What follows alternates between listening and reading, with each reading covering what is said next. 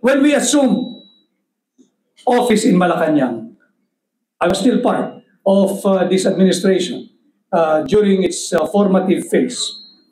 Nasa 12 point something trillion pesos ang ating national debt, ang utang ng national government. Ngayon, 2 years into office, ang utang na ng national government ay 15.69 trillion as of end July 2024. 2 taon pa lamang, halos 4 trillion pesos na ang inuutang ng gobyernong ito. Saan napupunta ang pera ng mamamayang Pilipino? Hindi po ninyo pwedeng palagpasin ito dahil tayo rin ho ang nagbabayad nito. Just in case you do not know, we pay our debts, both foreign and domestically sourced debts, through our taxes. And what is frightening now is sometime in August, no less than the chief executive of the land admitted that he himself is frightened because the debt to GDP ratio is 63%. Ano po ang significance nun?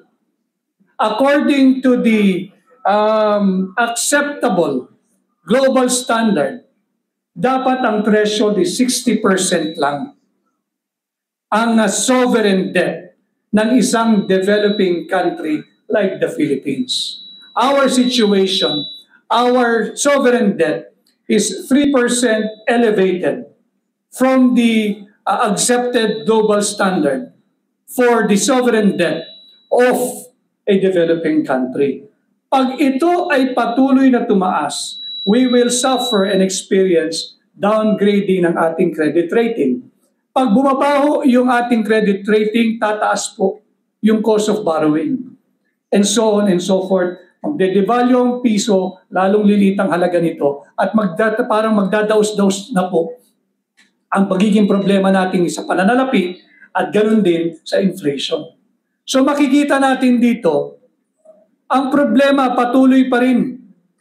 Corruption and inflation. Mali yung public investments na ginagawa ng pamahalaan. For 2025, kung kayo po'y nagulantang na 5.7 trillion pesos ang budget natin for 2024, kalahati po dito, by the way, is utang. Inutang din natin, foreign source or domestically sourced loan. Just the same, isa lang ho ibig sabihin nun, utang po yun. Babayaran din po natin yun. For 2025, ang proposed budget ng gobyerno ay 6.3 trillion pesos. 6.3 trillion pesos. And immediately, sinabi na 500 billion pesos dito higit kumulang ay sinantabi na para na naman sa ayuda. Para na naman sa ayuda na hindi mo rin mismo ma-audit. Pinag-uusapan ng mainit ang audit diyan sa Kongreso.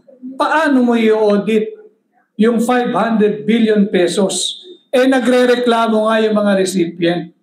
When they stand to receive 5,000 or 3,000, ang natatanggap na lang nila kalahati. Binibiyak pa. Meron pang tongpats, meron pang kahati. Mahirap na nga ang recipient ng ayuda, ginagawa mo pang miserable. Mahirap na nga yung recipient ng ayuda, tinatanggalan pa nila ng dignidad. Iyan ang bagong Pilipinas.